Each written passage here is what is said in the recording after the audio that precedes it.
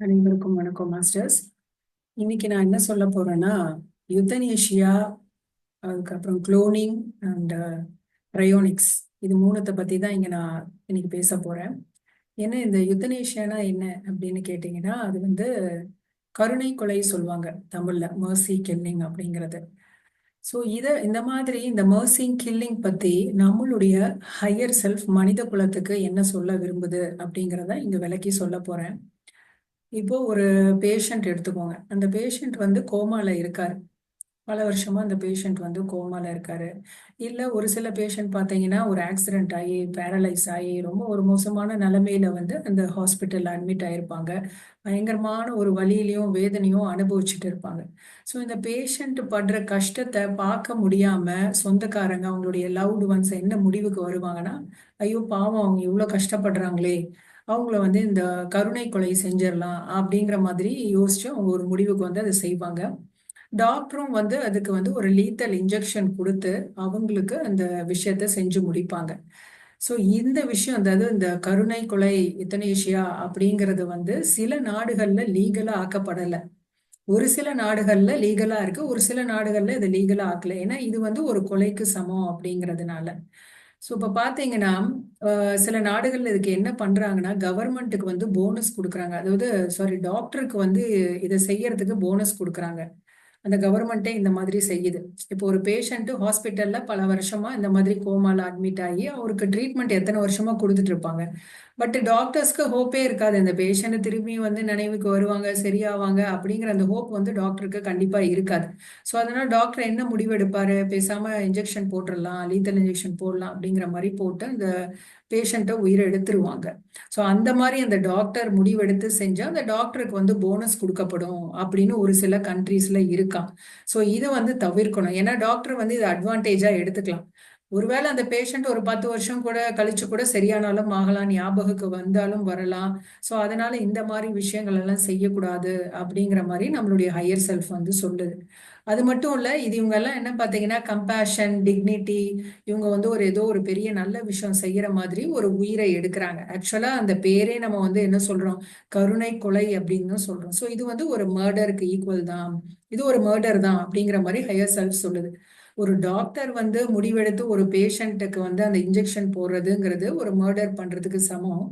அது மட்டும் இல்ல, அந்த பேஷண்ட் வந்து தான் வந்து இந்த வலியை பொறுக்க முடியல, ஏன்னா நான் வந்து எனக்கே பாரமா இருக்க மாதிரி இருக்கு, மற்றவங்களுக்கும் நான் பாரமா இருக்கேன், ஸோ என்னால இந்த கஷ்டத்தை பொறுத்துக்க முடியல அப்படின்னு சொல்லி அந்த பேஷண்ட் முடிவெடுத்து அவங்களுக்கு அவங்க வந்து சொல்றதும் வந்து ஒரு சூசைடுக்கு சமம்.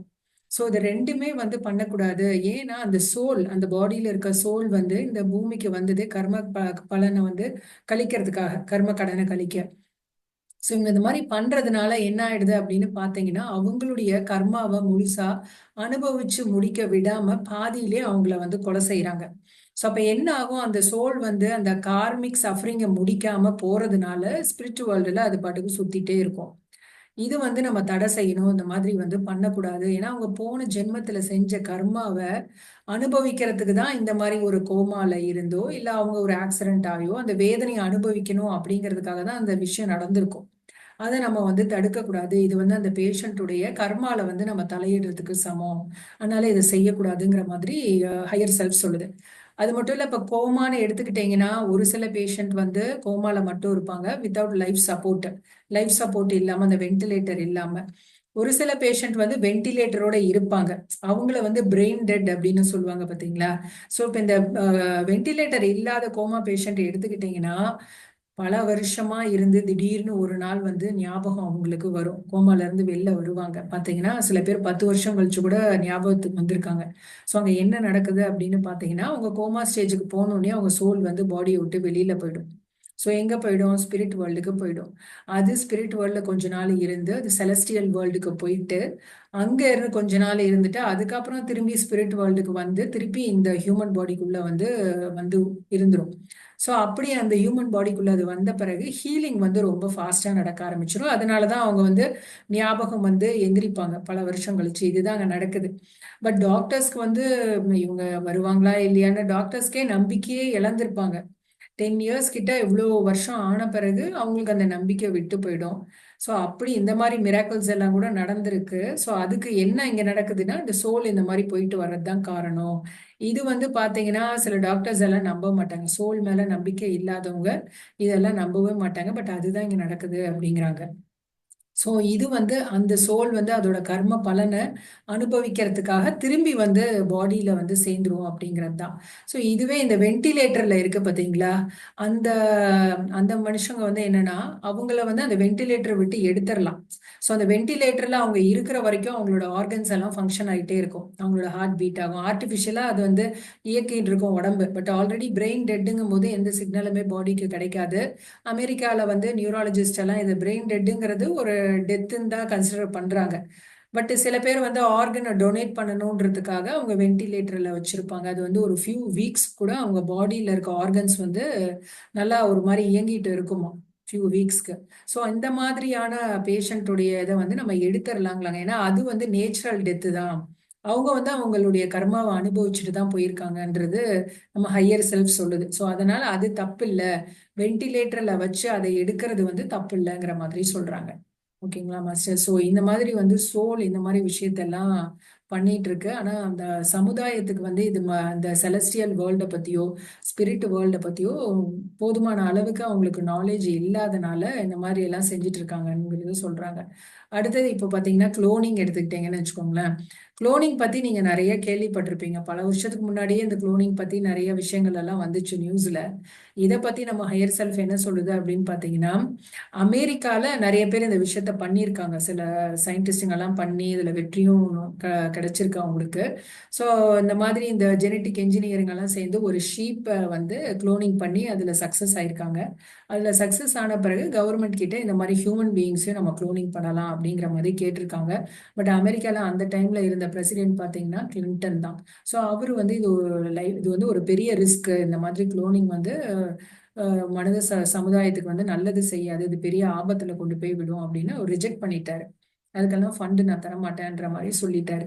ஸோ இதுக்கு பத்தி ஹையர் செல்ஃப் என்ன சொல்லுது அப்படின்னு பாத்தீங்கன்னா, இந்த குளோனிங் அப்படிங்கிறது வந்து ஒரு மோட்டார் கம்பெனி இருக்குல்ல, மோட்டார் கார் கம்பெனி எடுத்துக்கிட்டிங்கன்னா அது எப்படி வந்து நிறைய விதமான ஒரு கார் எல்லாம் வந்து செய்யறாங்க, ப்ரொடியூஸ் பண்றாங்க. ஒரே மாதிரி ஒரு மாடல்ல ஒரு கார் எடுத்துட்டாங்கன்னா அது ஒரே மாடல்ல ஒரு 4 கார் 5 கார் செய்யறாங்கன்னா அதுக்கு சமமானது தான் இந்த குளோனிங் அப்படிங்கிறாங்க அப்படின்னு ஹையர் செல்ஃப் சொல்லுது. இப்போ வந்து ஒரு கார் வந்து ஒரே கலர்ல ஒரே மாடல்ல ஒரு 5 கார் இருக்கு. பட் அதோட ஓனர் வந்து வேற வேறையா தானே இருப்பாங்க. என்னதான் அந்த கார் வந்து ஒரே மாதிரி இருந்தா கூட, ஒரே கலரா இருந்தா கூட, அது வந்து வித்தியாசமே தெரியாத அளவுக்கு இருந்தா கூட அதோடைய ஓனர்கள் எல்லாம் வெவ்வேறான ஆளுங்க தான். ஸோ அதுதான் இங்க என்ன சொல்றாங்கன்னா ஹையர் செல்ஃப், நீங்க என்னதான் குளோனிங் பண்ணி ஒரு மனுஷனை நம்ம வந்து ஒரு ஃபேமஸ் பர்சனாலிட்டியே எடுத்துக்கோங்களேன், ஒரு கிரிக்கெட்டரோ இல்ல ஒரு உலக அழகி ஐஸ்வர்யாவோ அவங்கள வந்து ஒரு குளோனிங் பண்றாங்கன்னா அப்ப அவங்களுடைய உடல் எல்லாமே ஒரே மாதிரி இருக்கு, ஃபீச்சர்ஸ் எல்லாம் ஒரே மாதிரி தான் இருக்கும். பட் அந்த சோலுக்கு அவங்க என்ன பண்ணுவாங்க? வெறும் இந்த வந்து இப்போ எந்திரம்ங்கிறோம். நம்ம லாஸ்ட் டைம் எந்திரம் மந்திரம் தந்திரம் பார்த்தோம் போன கிளாஸ்ல. இந்த உடல் அப்படிங்கிறதே ஒரு மெஷின் தானே. எப்படியுமே ஒரு மெஷின் வந்து இன்னொரு மெஷினை வந்து உருவாக்க முடியாது. ஸோ அதனால இதுக்கு ஹையர் செல்ஃப் என்ன சொல்லுதுன்னா, நீங்க என்ன எவ்வளவு வேணாலும் குளோனிங் பண்ணி இந்த மாதிரி இந்த எந்திரத்தை தான் தயாரிக்க முடியும். ஆனா அதுக்குள்ள இருக்க சோலை வந்து மனுஷங்களால உருவாக்க முடியாது. அதனால வந்து இது ஒரு மோட்டார் கார் வந்து தயாரிக்கிறதுக்கு சமம் தான். ஏன்னா இப்போ அந்த பர்சனுடைய குளோனிங் கிடைச்சா கூட பர்சனாலிட்டிங்கிறது வேற வேற இருக்கும்ல. ஒரே குடும்பத்துல 2 குழந்தைங்க இருக்குங்க. பட் அந்த 2 குழந்தைங்களுடைய பர்சனாலிட்டிஸ் பாத்தீங்கன்னா வெவ்வேறா இருக்கும். ஏன்னா ஒரு ஒரு சோல் அந்த சோல் இந்த வேற வேற வேற சோல்ஸ் தான் எல்லாமே. ஸோ பர்சனாலிட்டி வைஸ் அவங்க வேறுபடுவாங்க. பட் இந்த குளோனிங்ல அந்த சோலுக்கு என்ன பண்ணுவாங்க, அப்படியே அந்த சோல் வேணும்னா கூட அவங்களுடைய ஒரிஜினல் ஆள் இருக்காங்களா, அந்த ஒரிஜினல் ஆளு இறந்து அந்த சோல் இந்த பாடி எடுத்தாதான் உண்டே தவிர்த்து இவங்கனால சோல் எல்லாம் உருவாக்க முடியாது. அது நம்மளுடைய கிரியேட்டருடைய வேலை, காடுடைய வேலை அது. அதை என்னைக்குமே எவ்வளோ மில்லியன் இயர்ஸ் ஆனாலும் சரி, பில்லியன் இயர்ஸ் ஆனாலும் சரி, மனுஷனால இந்த வேலையை செய்யவே முடியாது அப்படிங்கிற மாதிரி ஹையர் செல்ஃப் சொல்லுது. சோ இது வந்து ஒரு பெரிய முட்டாள்தனம். இதெல்லாம் வந்து பாத்தீங்கன்னா இந்த பெரிய பெரிய இப்போ இருக்காங்கல்ல இந்த ஜெனட்டிக் என்ஜினியர்ஸ், சயின்டிஸ்டுங்க எல்லாம் வந்து இந்த செலஸ்டியல் வேர்ல்டு பத்தின ஒரு நாலேஜே இல்லாம, ஆத்மாவை பத்தின நாலேஜே இல்லாம இவங்க இதெல்லாம் செஞ்சுட்டே இருக்கிறாங்க. அவங்க சோலு அப்படிங்கிறது ஒண்ணு இல்ல, இதுல பத்தி ஒரு நம்பிக்கையே இருக்காது. ஸோ அதனாலதான் இவங்க என்ன பண்றாங்க, இந்த மாதிரி விஷயங்கள் எல்லாம் பண்ணிட்டு இருக்காங்க. குளோனிங் இதெல்லாம் இதுக்கு வந்து தேவையில்லாம நிறைய வந்து செலவும் பண்றாங்க, இதெல்லாம் ஆராய்ச்சி பண்ணிக்கிட்டு. இன்னொன்னு வந்து இன்னும் அடுத்தது நான் என்ன சொன்னேன்னா, இந்த கிரையோனிக்ஸ்ன்னு சொன்னேன். கிரையோனிக்ஸ் அப்படிங்கிறது என்னன்னு பாத்தீங்கன்னா, நம்ம மனித உடலை வந்து ப்ரிசர்வ் பண்ணி வைக்கிறது. ஸோ இது கூட கேள்விப்பட்டிருப்பீங்க. நிறைய பேர் அதை பண்ணிட்டும் இருக்கிறாங்களாம் இப்போ. பெரிய பெரிய பணக்காரர்கள்லாம் அவங்க இறந்த பிறகு அவங்களுடைய உடலை வந்து ப்ரிசர்வ் பண்ணி வைக்கிறாங்க. அதுக்கு வந்து பில்லியன் கணக்கில் காசு செலவாகுதான், அதை செஞ்சுட்டு தான் இருக்கிறாங்க அவங்க. ஸோ இது என்னன்னு பார்த்தீங்கன்னா, நம்மளுடைய மனித உடலை லோ டெம்பரேச்சர்ல லிக்விட் நைட்ரஜன்ல -196 டிகிரி செல்சியஸ்ல வந்து ப்ரிசர்வ் பண்ணி வைப்பாங்களாம். இது எதுக்கு இப்படி சொல்றீங்கன்னா, இது மாதிரி செய்யறாங்கன்னா, ஃபியூச்சர்ல மனுஷனுடைய இளமையை காப்பாத்துறதுக்கு, நிறைய மெடிக்கல் ஃபீல்டுல எல்லாம் நிறைய நோய்களுக்கு வந்து மருந்து கண்டுபிடிக்க முடியும், இல்ல அந்த பர்சன் வந்து யூத்தை என்ஜாய் பண்ண முடியும் அப்படிங்கிறதுக்காக இந்த மாதிரி விஷயங்களெல்லாம் செஞ்சுட்டு இருக்காங்களாம். இப்போ எடுத்துக்கோங்க, ஒரு மனுஷன் இறந்து போறாரு, உதாரணத்துக்கு ஒரு மனுஷன் இறந்து போறாருன்னு வச்சுக்கோங்களேன். அந்த மனுஷனோட உடலை வந்து இவங்க ப்ரிசர்வ் பண்ணி வைக்கிறாங்க. அப்ப என்ன ஆகும், ஒரு மனுஷன் இறந்து போன உடனேவே அந்த ஆத்மா அந்த பாடியை விட்டு போயிடும். ஸோ இவங்க 10 வருஷம் 12 வருஷம் வந்து அந்த உடலை ப்ரிசர்வ் பண்ணி வைக்கிறாங்க. இந்த மனுஷன் வந்து ஒரு 1970ல இறக்குறாருன்னா, இவங்க வந்து ஒரு 80யோ இல்ல 1990லையோ அந்த உடல் அப்படியே இருக்கு. எங்காவது அந்த சோல் வந்து அதே உடலை எடுத்து திருப்பி ரீபர்த் எடுக்குமா? கண்டிப்பா முடியாது. ஒன்ஸ் இந்த சோல் நம்ம பாடியை விட்டு போச்சுனாவே அடுத்தது இன்னொன்று ரீபர்த்துக்காக வேற ஒரு கண்ட்ரியோ இல்லை வேற பாடி எடுத்தோ, இந்த சோலுக்கு வந்து ஜெண்டருங்கிறது ஒன்று இல்லவே இல்லை. ஸோ அது ஒருவேளை ஒரு லேடியா கூட பிறக்கலாம். ஸோ இந்த மாதிரி வந்து வேற கண்ட்ரியில இப்போ இந்த சோல் அமெரிக்கால இறந்து போகுதுன்னா அது ரஷ்யால கூட பிறக்கலாம், வேற ஒரு லேடியா கூட பிறக்கலாங்கும் பொழுது இவங்க இந்த மாதிரியான இந்த கிரையோனிக்ஸ் சொல்லக்கூடிய இந்த டெட் பாடியை வந்து ப்ரிசர்வ் பண்ணி வைக்கிறதுங்கிறத வந்து எதுக்கு சமம் அப்படின்னு நம்ம ஹையர் செல்ஃப் சொல்லுதுன்னா, ஒரு மீட்டை வந்து நம்ம வந்து ஃப்ரீஸ் பண்ணி வைக்கிறோம் பார்த்தீங்களா, அந்த மாதிரி ஃப்ரீஸ் பண்ணி வச்சு அதை யூஸ் பண்றதுக்கு சமம். எந்த ஒரு ஆத்மாவுமே வந்து ஒரு புதிய உடல் தான் எடுக்குமே தவிர்த்து, அனுபவங்கள் அதுக்கு வந்து வேணும்ல. ஸோ அதுக்காக ஒரு புதிய உடல் தான் எடுக்குமே தவிர்த்து ஒரு டெட் பாடியை வந்து அது வந்து திருப்பி அடுத்த லைஃபுக்கு வந்து எடுக்காது அப்படிங்கிற மாதிரி ஹையர் செல்ஃப் சொல்லுது. இது வந்து மனுஷனுடைய ஒரு முட்டாள்தனம். அதனால இந்த மாதிரி இந்த கிரையோனிக்ஸ் அப்படிங்கிற இந்த மாதிரியான வேலையெல்லாம் வந்து மனிதர்கள் அது வந்து செய்யக்கூடாது அப்படிங்கிற மாதிரி நம்ம ஹையர் செல்ஃப் சொல்லுது. இதனால மனித குலத்துக்கு என்ன ஒரு பிரயோஜனமுமே கிடையாது அப்படின்னு. இந்த மாதிரி ஏன் அவங்க செய்யறாங்கன்னா, ஒருவேளை அவங்க என்ன நினைச்சிருப்பாங்கன்னா, சோல் இருக்கு, ஆனா அந்த சோலோட இந்த பாடியை ப்ரிசர்வ் பண்ணி வச்சுட்டா ஒரு 20 இயர்ஸ் கழிச்சு அதை எடுத்தா கூட அதே நினைவோட அதே மாதிரி அதாவது அவங்களுக்கு வயசே ஆகாதான். அதுல ப்ரிசர்வ் பண்ணி வச்சுட்டாங்கன்னா எப்படி ப்ரிசர்வ் பண்றாங்களோ அதே மாதிரி தான் 20 இயர்ஸ் கழிச்சும் அவங்க பாடி வந்து அப்படியே இருக்குமா, எல்லாமே அதே மாதிரி இருக்கும் அப்படிங்கிறாங்க. ஸோ இவங்க என்ன நினைச்சிருக்காங்க, அதை எடுத்துட்ட பிறகு மறுபடியும் அவங்களுக்கு வந்து அதே மாதிரி அந்த சோல் அதே மாதிரி இருக்கும் அப்படிங்கிற மாதிரி ஒரு ஐடியா இருக்கலாம். இல்ல இவங்களுக்கு வந்து அந்த சோல் பத்தின நாலேஜே இல்லாம வெறும் அது ஹியூமன் பாடி தான், அதை வெளியில எடுத்தா திருப்பி அதை இயக்க முடியும் அப்படிங்கிற ஒரு எண்ணத்துல கூட இருக்கலாம் அப்படிங்கிற மாதிரி சொல்றாங்க.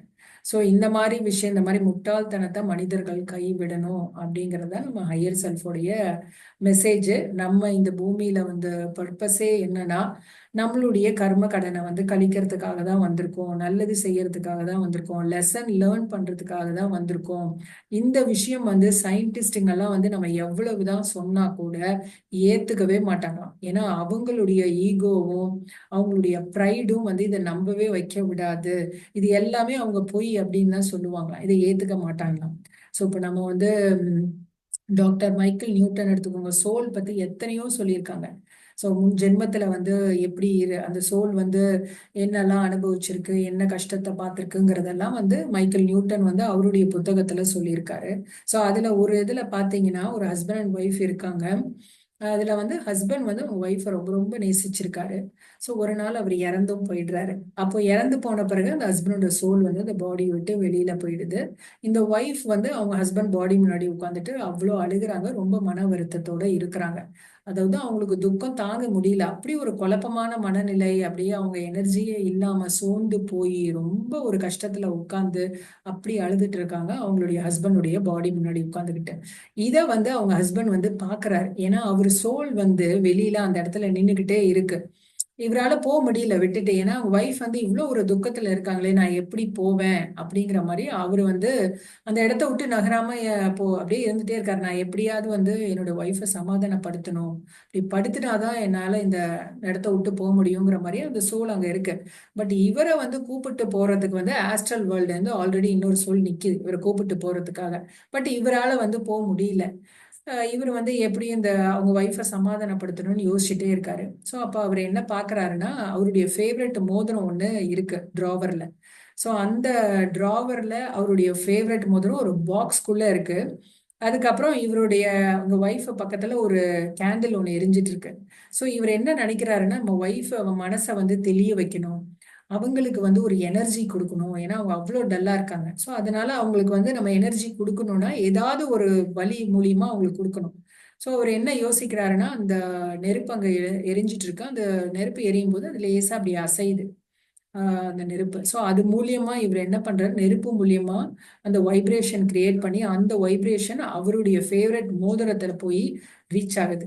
அந்த வைப்ரேஷன் திருப்பி என்ன ஆகுது, அந்த மோதிரத்துல இருந்து இந்த ஒய்ஃபோட செஸ்டுக்கு அவங்களோட ஹார்ட் சக்கராக்கு போகுது. ஸோ இப்படி வந்து அவர் எனர்ஜியை வந்து அதாவது டிரான்ஸ்மிட் பண்றாரு. உடனே உங்க ஒய்ஃப் வந்து அவ்வளோ நேரம் சோகமா இருந்தவங்க திடீர்னு எந்திரிக்கிறாங்க. எந்திரிச்சு திடீர்னு அந்த டிராவரை போய் திறந்து அந்த மோதிரத்தை எடுத்து இப்படி கையில பாக்குறாங்க. அவங்க லெஃப்ட் ஹேண்ட்ல வந்து அந்த மோதிரத்தை எடுத்து இப்படி பார்த்துட்டே இருக்காங்க. ரைட் சைடு அவங்க ஹஸ்பண்டோட சோல் நின்னு பாக்குது. அப்ப அந்த ஒய்ஃப் வந்து அதை ஃபீல் பண்றாங்க. அவங்க ஹஸ்பண்ட் இங்கதான் இருக்காங்கங்கிறத அவங்க ஃபீல் பண்ணிட்டாங்க. உடனே அவங்க சொல்றாங்க, இந்த மாதிரி நீங்க இங்கதான் இருக்கீங்கன்னு எனக்கு தெரியும் அப்படின்னு. உடனே அவங்க ஹஸ்பண்டுக்கு வந்து மனசு சாந்தமா ஆச்சு. அப்பாடா, அப்ப இனிமே வந்து நம்ம போகலாம் அப்படிங்கிற மாதிரி இந்த ஹஸ்பண்ட் வந்து அதுக்கப்புறம் தான் வந்து இந்த இடத்த விட்டே நகர்றாரு.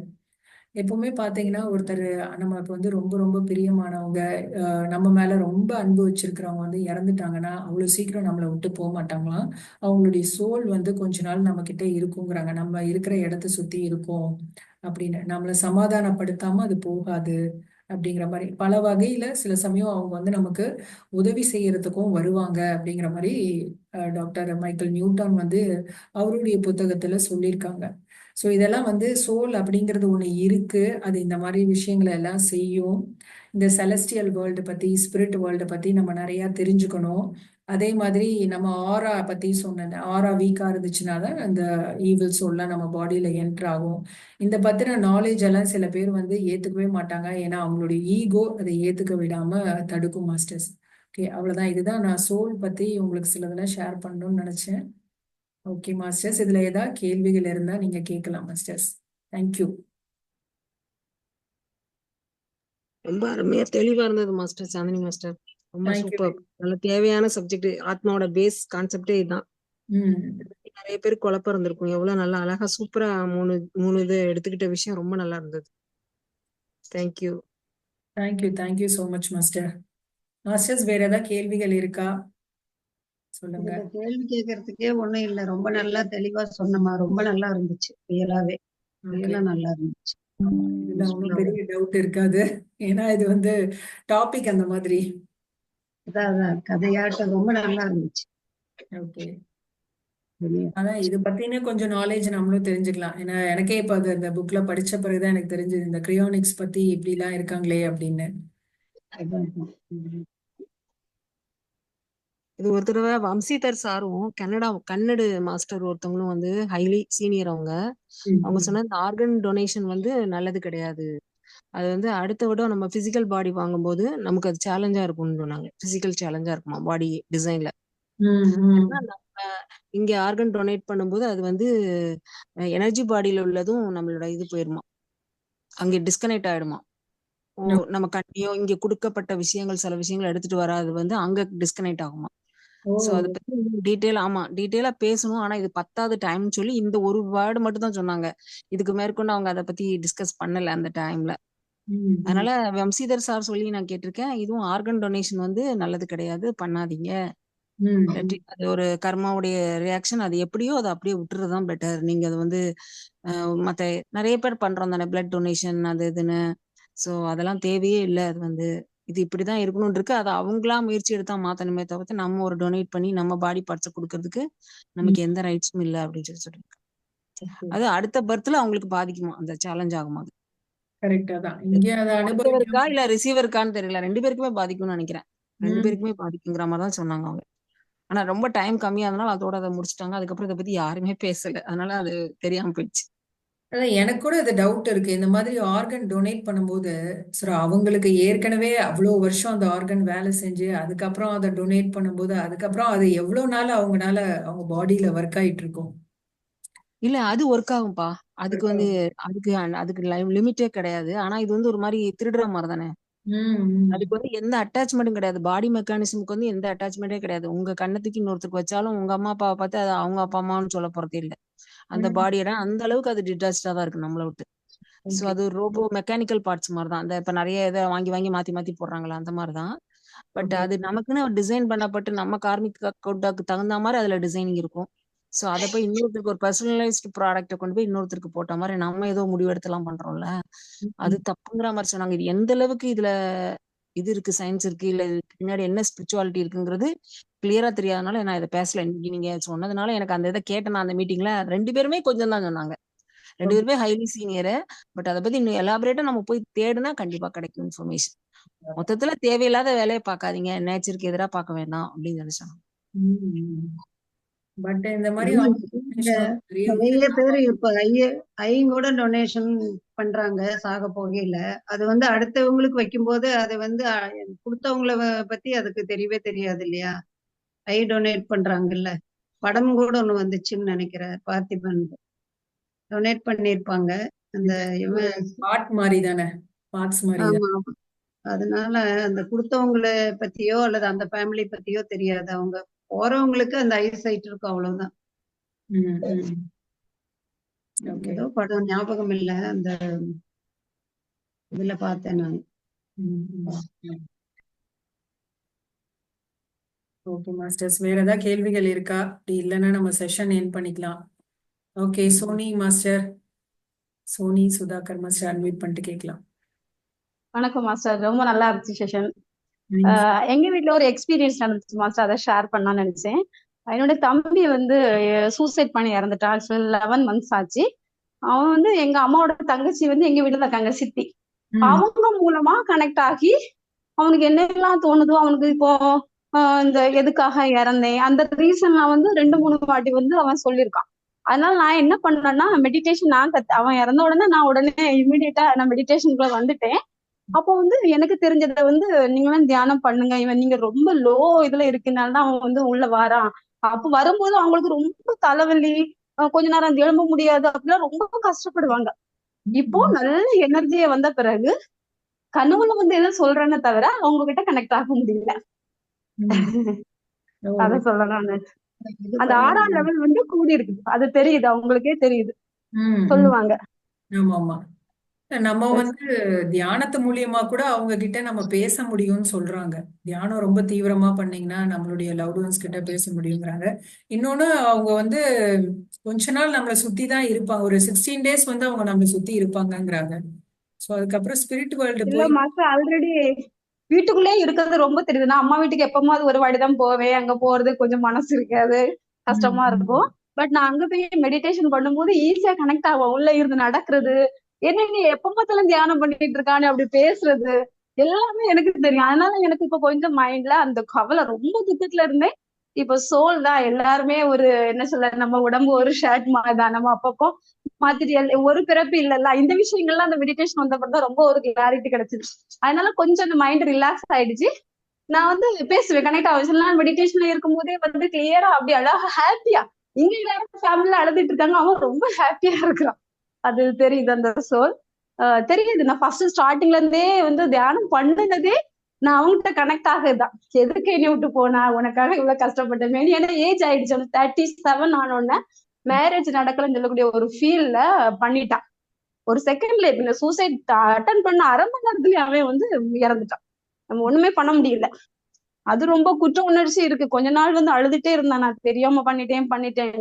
அப்புறம் கிரிஜாராஜன் மாஸ்டருடைய ஒரு ஸ்பீச் கேட்கும்போது, நீங்க ரொம்ப வந்து ஒரி பண்ணாதுங்க, ஏன்னா சூசைட் பண்ணா ரொம்ப கஷ்டம். நிறைய இதுல வந்து எல்லாரும் எக்ஸ்பீரியன்ஸ் ஷேர் பண்ணும்போது சொல்லும்போது எனக்கு அது ரொம்ப துக்கமா இருந்துச்சு. அப்போ அவங்க ஒண்ணு சொன்னாங்க, ரொம்ப ஃபீல் பண்ண வேண்டாம், ஆல்ரெடி எல்லாருமே வந்து சூசைட் அட்டன் பண்ணி தான் வந்திருப்போம், அந்த ஆன்மா அதையும் அனுபவிச்சுட்டு தான் வந்திருக்கோம், அதனால ஒரி பண்ணா அடுத்த பிறவில கொஞ்சம் சேலஞ்சிங் எக்ஸ்ட்ரா இருக்கும் அவ்வளவுதான் அப்படின்னு சொன்ன பிறகு அதுவும் என் மைண்ட்ல ரிலாக்ஸ் ஆயிடுச்சு.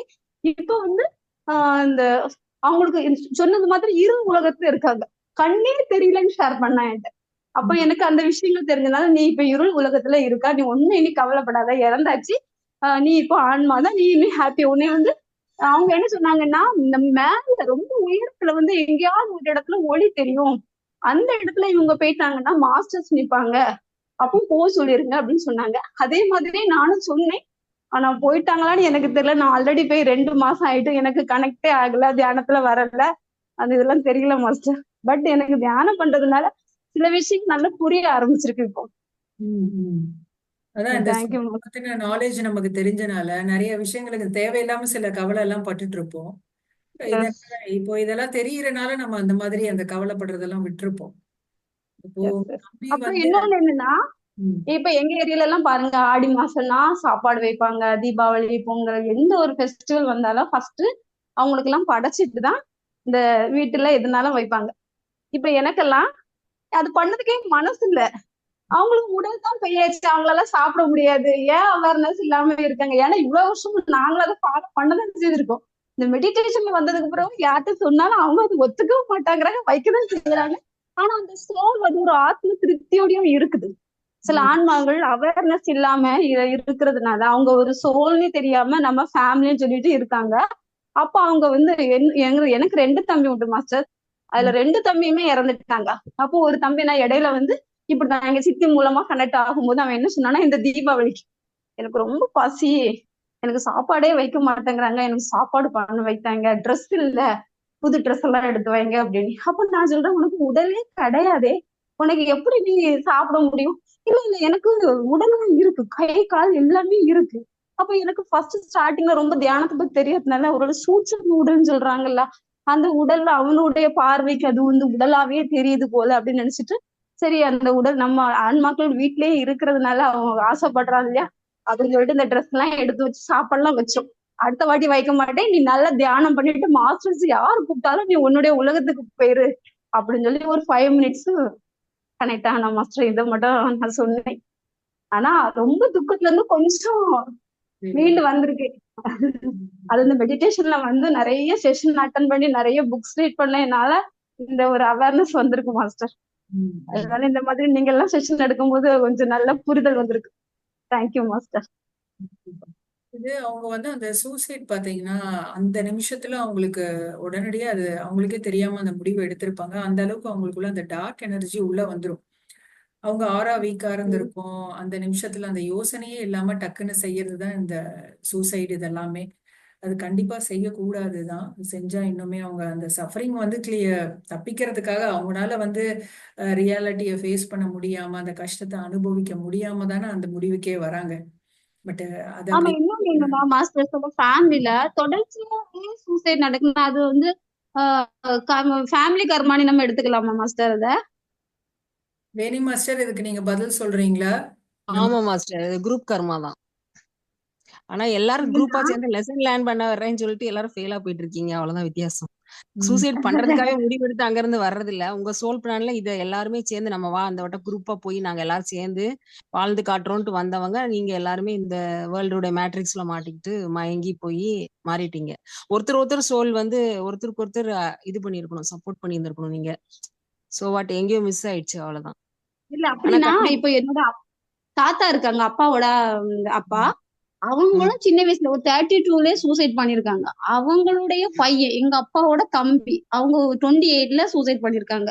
என்னுடைய தம்பியும் ஒரு 28 அடுத்த 37 ரெண்டும் சூசைட் பண்ணிருக்கு. எங்க அப்பாவோட பெரியப்பா பையனும் சூசைட். அப்படி எங்க ஃபேமிலி இருக்கக்கூடிய அவ்வளவு ஆண்களுமே போயிட்டாங்க மாஸ்டர். நான் மட்டும்தான் இருக்கேன். எனக்கு அது பயங்கர துக்கம்னா துக்கம்.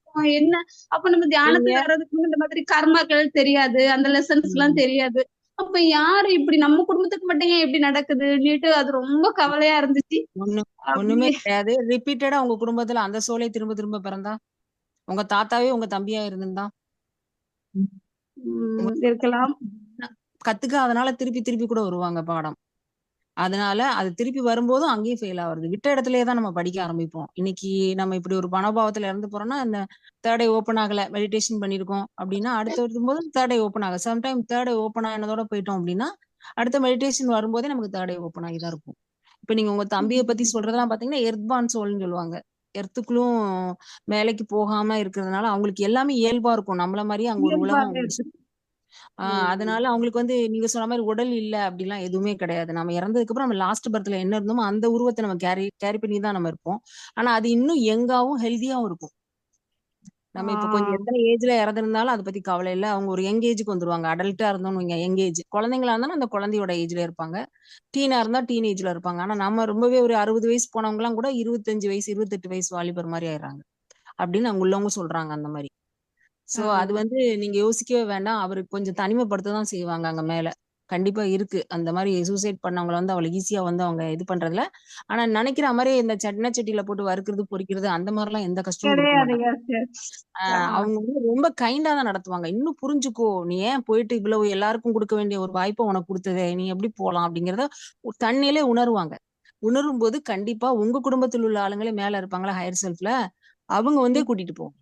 இதுக்கு அடுத்தது நான் வந்து இவனுக்கு பருத்து வாங்கி கொடுக்குறேன், நான் வந்து இவன் கூடவே சேர்ந்து பறக்குறேன், இவனை நான் சப்போர்ட் பண்றேன்ட்டே வருவாங்க. அடுத்த தடவை வரும்போது ரொம்ப சப்போர்ட்டிங் சைல்டா யாராவது ஒருத்தங்க ரொம்ப கேரிங்கா அவங்க கூடவே வந்து இந்த இதை ஷிஃப்ட் பண்றதுக்கு உதவ கூட செய்யலாம் சோல் பிளான்ல. சோ அப்படி இருப்பாங்க Okay. தானே சில பேர் ரொம்ப சப்போர்ட்டிவா இருப்பாங்க தெரியுமா இருப்பாங்க, ஒருத்தருக்கு என்ன இருப்பாங்க. பண்ணாலும். முரட்டு குழந்தையா இருக்கும், ஆனாலும் அம்மா விடவே மாட்டாங்க, இல்லைன்னா தங்கச்சி விடவே மாட்டாங்க, இல்ல அக்கா விடவே மாட்டாங்க. அப்படி ஒரு சப்போர்ட் சிஸ்டமாவே வந்து சில ஃபேமிலில சில ஆத்மாக்கள் அப்படி கூட பண்ணி கொடுக்காங்க. அந்த மாதிரி நல்ல ஒரு மெச்சூர் சோல் அப்படி வருவாங்க யாராவது. இல்ல இவங்க எப்படி பண்ணலாங்கிறதுக்கு ஒரு டிசைன் ஏற்படுத்துவாங்க. கண்டிப்பா அவங்க திருப்பி வந்து படிக்கதான் செய்யணும். ஆனா இது அவங்க அந்த தனக்கு தெரியலன்னு சொல்லிட்டு உங்களை கனெக்ட் பண்றாங்க பாத்தீங்களா, அதுக்கு காரணம் இந்த படையல் இந்த மாதிரி விஷயங்கள்லாம் எனர்ஜியா கன்வெர்ட் ஆகி அங்க போகும். நீங்க அதை எப்படி சாப்பிடுவாங்க, எப்படி உடுத்துவாங்க கேங்கள, எல்லாமே உருமாற்றப்படும். எனர்ஜி தான். எனர்ஜி எங்கனாலும் போகும். எதை நம்ம வளர்க்கணும்னு நினைக்கிறோமோ அங்க எனர்ஜி போகும். எதை நோக்கி நம்ம கவனம் திரும்புதோ அதை நோக்கி எனர்ஜி போகும். இது நீங்க எப்பவும் உங்க தம்பிக்கு சொல்ல வேண்டியது, நீ வந்து நீ நல்ல சோலு, நீ நல்லா தான் இருந்த, நீ ஹெல்த்தியா தான் இருப்ப, இன்னும் உன்னோட ஹையர் சூஸ்ம மாஸ்டர்கள்ட்ட ஹாஸ்டல்கிட்ட கேளு, ஹெல்ப் கேளு, ஹெல்ப் கேளு, ஹெல்ப் கேளுன்னு சொல்லுங்க. யாரோ எனக்கு ஹெல்ப் பண்ணுங்கன்னு அவர் கொடுக்குற குரல் அங்க கேட்கும். இவங்க லோயர் கிரவுண்ட்ல இருந்தாங்கன்னா அதை விட்டு வெளியே வரவே முடியாது. ஈவன் நம்ம ஹையர் கிரவுண்ட்ல இருந்தா கூட நம்ம வெளியே ஏன் இங்க வந்து நம்ம மெடிடேஷன் பண்ணணும்? ஆன்ம உலகம் தான் நல்ல நல்ல ஆன்மாவா இருக்கிறோம். அங்கிருந்தே எல்லாத்தையும் பார்த்துட்டு போலாமே. எதுக்கா இங்க வரோம்னா இங்கதான் இந்த வாய்ப்பு கிடைக்குது நமக்கு. அங்க ஒரு லிமிடெட் ஸ்பேஸ் தான் நமக்கு. அங்க ஒரு சில திட்டங்கள்லாம் இருக்கு. அது கட்டுப்பட்டு தான் நம்ம அங்க இருக்கிற மாதிரி இருக்கு. எவ்வளவுதான் ஹையர் செல்ஃபா இருந்தாலும். மாஸ்டர்ஸ் அப்புறம் வந்து அவங்களையே நீங்க மெடிடேஷன் பண்ண சொல்லுங்க. அப்போ மாஸ்டர்ஸ் அப்படின்னு கூப்பிட்டு சொல்றாங்க. போவாங்கன்னு சொல்றாங்க. கரெக்ட். அப்ப மெடிடேஷன் என்ன, ஒரு கவனித்து நம்ம அதை நினைக்கிறது, ஒரு விஷயத்த கூர்ந்து நினைக்கிறதுக்கு அப்படியே ஏன்னா மனோமய கோஷத்துல ரொம்ப மாட்டிப்பாங்க. நமக்கு இங்கேயே ஒரு எண்ணத்துக்குள்ள போனா நம்ம சில நேரம் காணாம போயிடுறோம். கண்ணு முன்னாடி ஒரு காட்சி நடந்துட்டு இருக்கும், அதுலயே இருக்க மாட்டோம் நம்ம. வேற எங்கேயோ நம்மளை கொண்டு போயிருது நம்ம மைண்டு. எங்கேயோ யார்ட்டையோ பேசின ஒரு விஷயத்த யோசிப்போம். இங்க கண்ணு முன்னாடி டிவில ஒரு சவுண்டா தான் லவுடரா தான் இருக்கும், ஆனா நம்ம மட்டும் எங்கேயோ போயிடுறோம் பாத்தீங்களா. இவங்களுக்கு அந்த மனோமய கோஷம் உடல் இல்லாதனால, அன்னமய கோஷம் இல்லாதனால ரொம்பவே அதிகமா வேலை செய்யுங்கிறாங்க. நீங்க எந்த நினைப்புல விட்டுட்டு போனீங்களோ அது பல மடங்கா பெரிய அதுக்குள்ளேயே மட்டும் அதான் நிஜம் நம்ப ஆரம்பிச்சிருவாங்க. அதனால அதுல இருந்து அவங்க வெளியே வர்றதுக்கே ஒரு பெரிய இது. நீங்க இங்க இருந்து பிளெஸிங்ஸ் தான். உங்க எனர்ஜி, என்னோட தம்பிக்கு இந்த எனர்ஜி போகட்டும் நீங்க அனுப்புறது. அவர் செய்த தவறையோ இல்ல எதையுமே நினைக்காம, நீ நல்ல பையன், உனக்கு கண்டிப்பா கிடைக்குன்ற இந்த எனர்ஜி அவர்கிட்ட போகும். அவர் எப்படி உங்களை கம்யூனிகேட் பண்றாரோ, எனக்கு வயிறு பசிக்கு துணி இல்லைங்கிறத எப்படி கம்யூனிகேட் பண்றாரோ, அது மாதிரி நீங்களும் கம்யூனிகேட் பண்ண முடியும். இன்னும் உடல் இல்லாம இருக்கிறனால அவரை விட நம்ம தான், உடல் இருக்கிற நம்ம தான் ரொம்ப பவர்ஃபுல் அதிகம். சோ நீங்க நல்லாவே சொல்ல முடியும் அவருக்கு. டெய்லி ஒரு பிரேயர் மாதிரி, டெய்லி மெடிடேஷன்ல உட்காரும் போதெல்லாம் நல்ல நிலையை அடையணும், என் தம்பி நல்ல நிலையை அடையணும், அவனுக்கு அதுக்குண்டான ஆன்ம ஞானம் வரணும், அந்த ஆத்மாக்கு அந்த ஞானம் கிடைக்கணும் அப்படின்னு. உடல் இல்லைன்னா என்ன, அவருக்கு அந்த ஞானம் கிடைக்கும் நம்ம நினைக்கிறதே அவர் ஒரு நம்மளோட அவர் இன்னும் கனெக்ட்ல தானே இருப்பாரு. இன்னும் இந்த பர்த் லாஸ்ட் பர்த் இதுலதான் இந்த சர்க்கிள்ல தான் இருக்காரு அவர். அடுத்த பிறவி எடுக்காத வரைக்கும் அவருக்கு உங்க தம்பி தானே. ஆமா. அதனால நம்ம கனெக்ட்ல தான் இருப்பாரு. அதனால நீங்க நினைக்கலாம், அம்மா நினைக்கலாம், யார் அவருக்கு ரொம்ப க்ளோஸ் அவங்க எல்லாம் நினைக்க நினைக்க அந்த எனர்ஜி போகத்தான் செய்யும் அவருக்கு. கண்டிப்பா ஓகே. போகும். அதை அக்செப்ட் பண்ணணும். அவங்க நான் பண்ணினது தப்புன்னு அக்செப்ட் எப்ப பண்றாங்களோ ஆமா, ஆமா. அதுக்கு ஏதாவது இல்ல, நான் எனக்கு நடந்த அநியாயம், நான் வந்து இப்படி பண்ணிட்டு இருக்கேன், அதை ஒத்துக்காத வரைக்கும் அங்க அப்படி காட்சிகள் நடந்துகிட்டே இருக்கும். அவங்களே அக்செப்ட் பண்ணி தான் ஆவாங்க, கொஞ்சம் காலம் ஆகும். ஆனா அதுக்குள்ள நீங்க இங்க இருந்து செஞ்சீங்கன்னா அது டபுள் ப்ரொமோஷன் மாதிரி சீக்கிரம் ஒர்க் ஆகும்.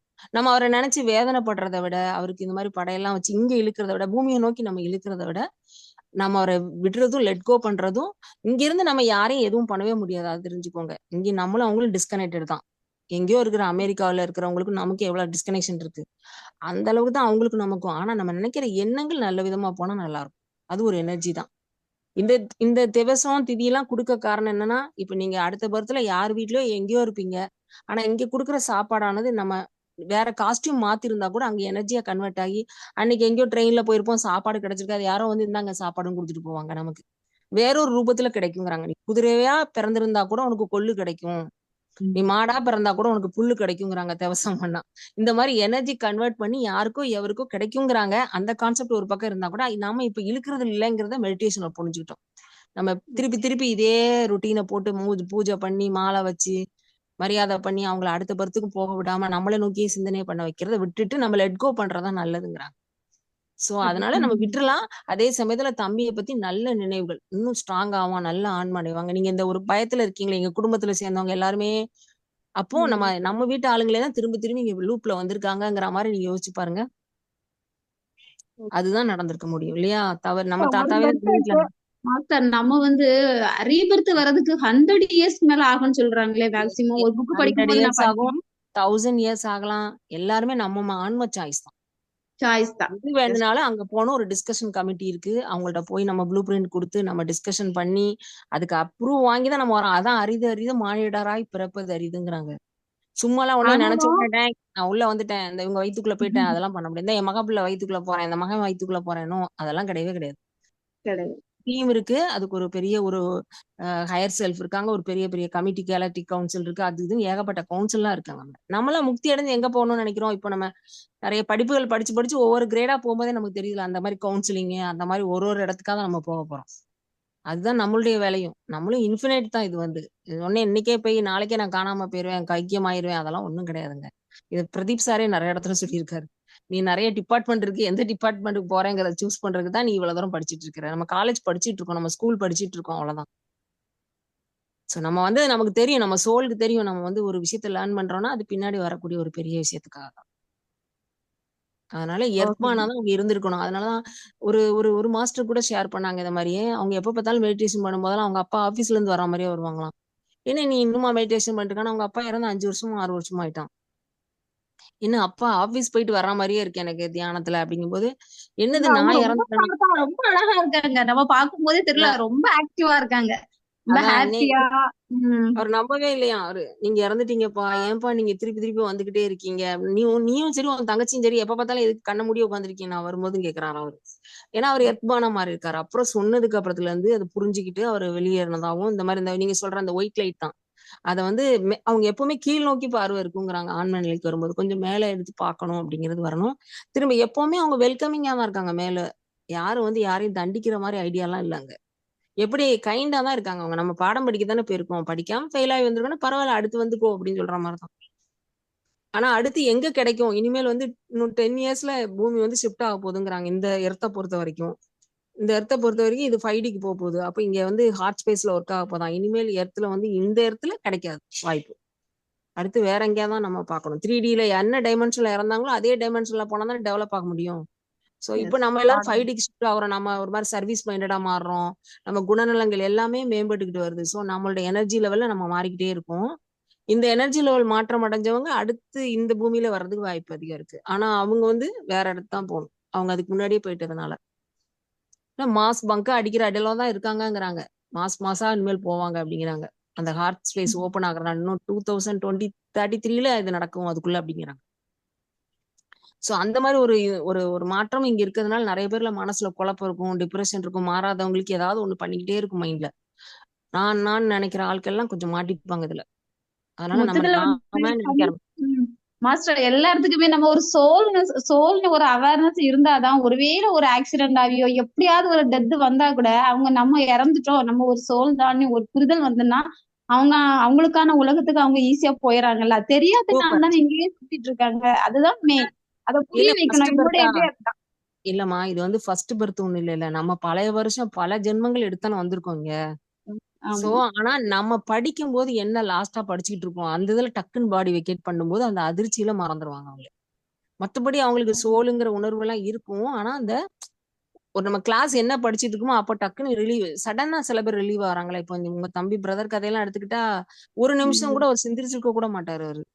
அந்த வேதனை உணர்வுல தானே வெளியேறி இருக்காரு. சோ ஆமா அந்த வேதனை மட்டும்தான் பெருசா இருக்கும் அவங்கள்ட்ட. மத்த எதுவுமே அவங்களுக்கு இருக்காது. அந்த எனக்கு நடக்கலையேங்கிற அந்த ஒரு கான்செப்ட் மட்டும்தான். நான் இதுக்கப்புறம் இத பண்ணிட்டா அதுக்கப்புறம் என் நிலைமை என்ன அப்படிங்கிற அந்த படத்துல எல்லாம் இந்த அந்த பாரதி ராஜா படத்துல எல்லாம் காமாங்களா லவ்வர்ஸ் எல்லாம் கடைசியில கையை கொடுத்துட்டு அப்படியே மலையை அப்படியே கசிய நோக்கி போவாங்க. அதுக்கப்புறம் என்னடா நடக்கும் அது தெரியாது வணக்கம் போட்டுருவாங்க. அதுக்கப்புறம் தான் ரியாலிட்டி பிகின்ஸ் இல்லையா. அரிசி பருப்பு ரேஷன் கடை எல்லாம் அதுக்கப்புறம் தான் இருக்கு.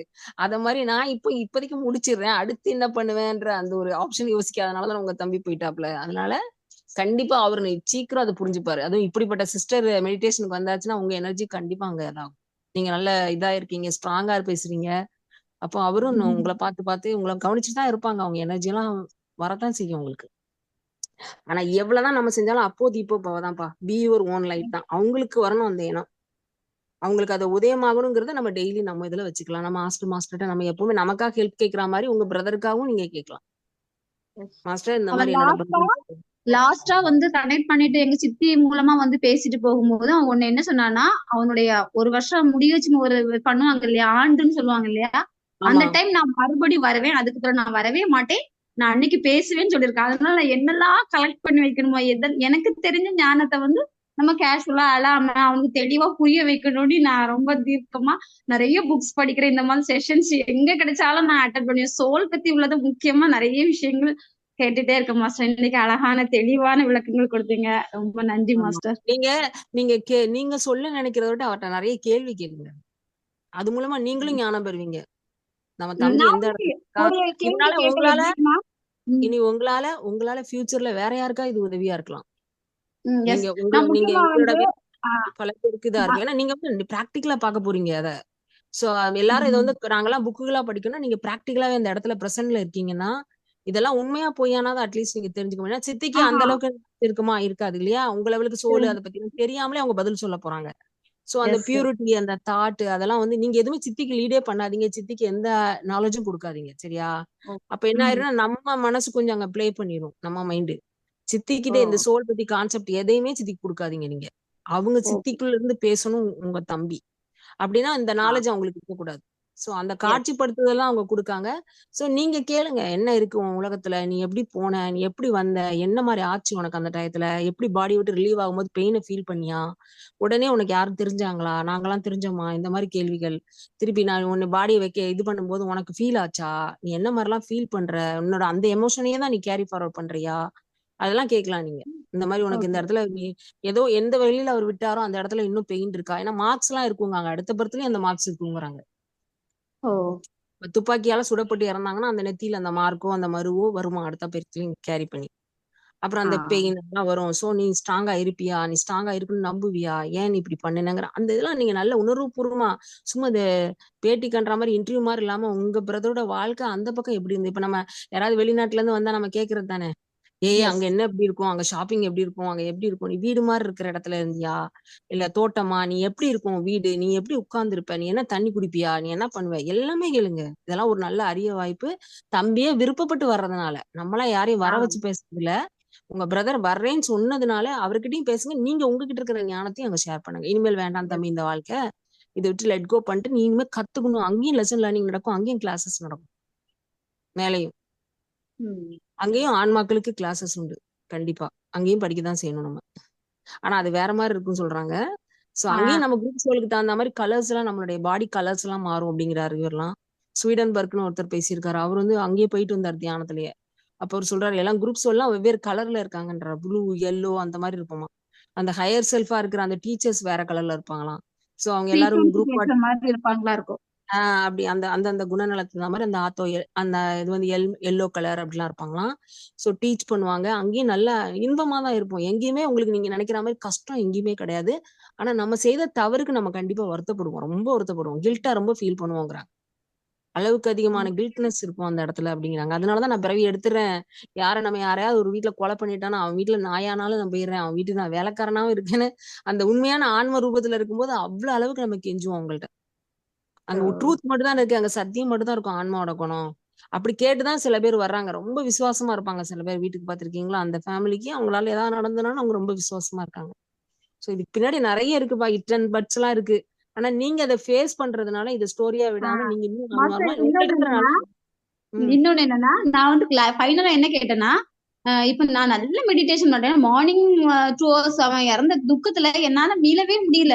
அப்போ எதுக்கு ஏன் இந்த ஃபேமிலில இப்படி இருக்கு? ஏன் நான் எப்ப பார்த்தாலும் இவ்வளவு பண வசதி எல்லாமே இருந்த பிறகு ஏன் ஃபேமிலி உள்ளவங்களை என்னை விட்டு போய் அந்த துக்கத்திலே நான் இருக்கிறேன்னு ரொம்ப கொஸ்டினா கேட்கும்போது எனக்கு வந்து மெடிடேஷன்லயே ஒரு வாய்ஸ் எப்படி கேட்டுனா, இல்லை எதுவும் இல்லை, தானாக எதுவும் இல்லைன்னு சொல்லக்கூடிய ஒரு பெரிய ஒரு வார்த்தை கேட்ட பிறகுதான் அப்ப எல்லாம் கர்மா பேஸ் பண்ணி வரைஞ்சலுடைய ஒரு புரிதல் வந்துச்சு.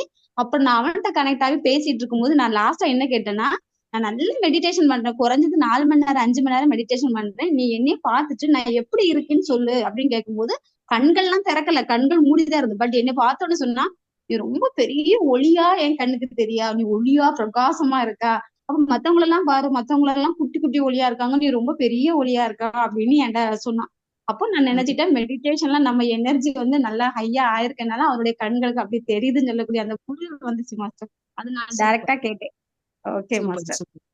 சூப்பர்மா சூப்பர். வேணி மாஸ்டர், எனக்கு இதுல டவுட் இருக்கு. அப்ப உங்க தம்பி வந்து இன்னும் ரீபர்த் எடுக்கலையா? இப்படி வந்து பேசுறாங்கல்ல. எடுத்திருக்க மாட்டாங்க. அதுவும் இந்த சூசைட் பண்றது ஒரு வருஷம் கூட ஆகல மாஸ்டர், அவன் இறந்து 1 வருஷம் ஆகல. 1 வருஷம் ஆகல. ஓகே. இன்னொரு தம்பி இறந்து 10 வருஷம் ஆச்சு, யாருமே இன்னும் மேல போகல. ஏன்னா ஃபர்ஸ்ட் டைம் நான் உள்ள வரும்போதே நான் பேசும்போது கேக்குறேன், அப்பா சித்தப்பா எல்லாம் எங்க நிக்காங்க, எல்லாருமே இங்கதான். அவன் இறந்த உடனே எல்லாருமே வந்துட்டாங்க அவனை பாக்குறதுக்கு. அப்ப எல்லாரும் கீழே நிக்கிறாங்களா, எந்த உலகத்துல இருக்காங்க? ஒருத்தரும் மேல, நானும் தம்பியும் தான் கீழே இருக்கோம். அவங்க எல்லாம் இன்னொரு ஸ்டெப் மேலதான் இருக்காங்க. என்னால அங்க போக முடியல. வந்துட்டு அவங்க போறாங்க, ஆனா என்னால அங்க போக முடியலன்னு சொன்னேன். அப்ப எனக்கு அப்படிதான் அந்த மாதிரிதான் போகும். இவங்களும் போவாங்க அந்த ஸ்டெப்புக்குள்ள போறதுக்கு இன்னும் காலம் எடுக்கும். இந்த மாதிரி இது ரொம்ப டிலே பண்ணுவாங்க. ஆத்ம வளர்ச்சியை ரொம்ப டிலே பண்றதும் சூசைட் ப்ராசஸ். இப்படி நம்ம வந்துட்டு போயிட்டு இருக்கோம்ல, இந்த மாதிரி ஒரு வாய்ப்பு அவங்களுக்கு ரொம்ப டிலே ஆகிதான் கிடைக்கும். ரொம்ப அந்த ஏதோ உணர்ந்தன்மைக்காக வேண்டி பண்ணலாம், ரொம்ப இதெல்லாம் நடக்கலாம். எதுவுமே இதுல வந்து எதுவுமே யூனிவர்ஸ் வந்து அவ்வளவு ஓப்பனா பண்ணல. இந்த விஷயத்த நமக்கு வந்து தெரிஞ்சுக்கிற அளவுக்கு இன்னும் வைக்கல அது. ஆனா இது வந்து சொல்லியிருக்காங்க, பிரதீப் மாஸ்டர் எல்லாருமே சொல்லியிருக்காங்க. இந்த மாதிரி டெத் வந்து கொஞ்சம் தனிமைப்படுத்தப்படுவாங்கன்னு சொல்லுவாங்க. தனிமைப்படுத்தி அவங்க எங்க ஏரியா பொறுத்தவரை நான் வளர்ந்து பிறந்த இடத்துல மேக்சிமம் சூசைட் பீப்புள் தான் இருக்காங்க. எனக்கு 40 years மாஸ்டர்.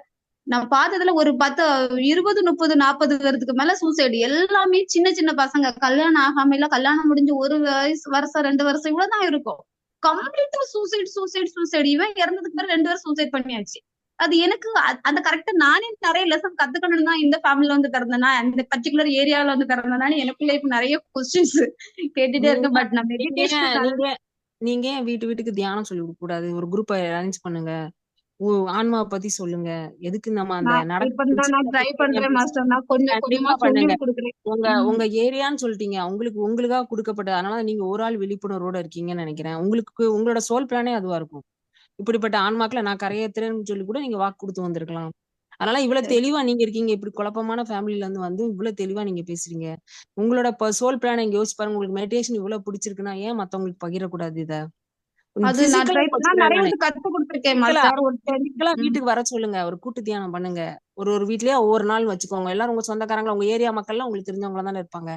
இன்னைக்கு ஒரு வீடுன்னா நாளைக்கு இன்னொரு வீடு, அப்படி எல்லா லேடிஸா இருக்கிறவங்க வீட்டுல எல்லாம் போய் பண்ணுங்க. அங்க கண்டிப்பா ஆன்ம ஒளி ஏற்படும். உங்களால எல்லார் வீட்லயும் தான் ஆன்ம ஒளி ஏற்படட்டுமே. நம்ம வீட்டுல அணைஞ்ச மாதிரி யார் வீட்லயும் இது வச்சிருக்கேன் மாஸ்டர் சங்கல்பம். எனக்கு சிச்சுவேஷன் இப்படி நடந்ததுனால நான் இப்ப கொஞ்சம் வெளியில போகாம ரொம்ப தனிமைப்படுத்த, நான் வீட்லயே ரொம்ப அடைஞ்சு நல்லா தியானம் பண்றேன். அந்த பதை நான் பயன்படுத்திட்டு இருக்கேன். பட் எல்லாரும் என்ன நினைச்சிட்டு இருக்காங்கன்னா, அவன் தம்பி இறந்த துக்கத்தினால இவன் வெளியில போகாம இருக்கா.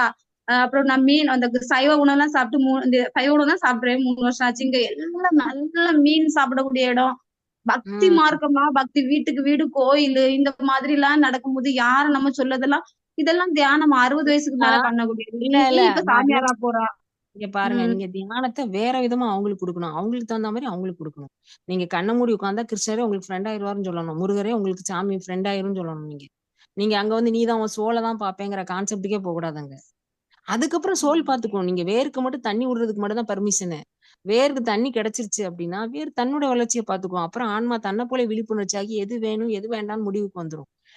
ஆக்சுவலா வந்து பாத்தோன்னா சாக்காகார ஜெகத்தை பத்தி, வெஜிடேரியனிசத்தை பத்தி பத்ரி சார் வந்து உன்னோட தியானத்தோட முக்கியம்னு இருக்காரு. ஆனா நீங்க அதை பேச போனீங்கன்னா இப்ப நாக்குக்கு அடிமையான மக்கள் அதுல இருந்து வெளியே வர மாட்டாங்க. முதல்ல நீங்க என்ன பண்ணுங்க, தியானத்துல நான் உட்காந்து இப்போ லெஸ்மி எனர்ஜியை கால் பண்ணலாம். நீங்க தான் கர்ம தியானம் பண்ணிருப்பீங்களே, இந்த இவங்களை கூப்பிடலாம், இந்த எனர்ஜியை கூப்பிடலாம், அந்த எனர்ஜியை கூப்பிடலாம், கடவுள் எனர்ஜியை முதல்ல கூப்பிட வைங்க. கண்டிப்பா எனர்ஜி உண்மைதான், அது வரவும் செய்யும் உங்கள்ட்ட. சோ கடவுளை தானே கூப்பிட போறோம்னு கண்ண மூடி உட்காருவாங்க எல்லாரும். நீங்க போய் சாமி கிட்ட கும்பிடுறத விட இப்படி கும்பிட்டீங்கன்னா உடனே உங்க வீட்டுல சக்சஸ் ஆகும். இந்த மாதிரி டிப்ஸ் எல்லாம் கொடுங்க.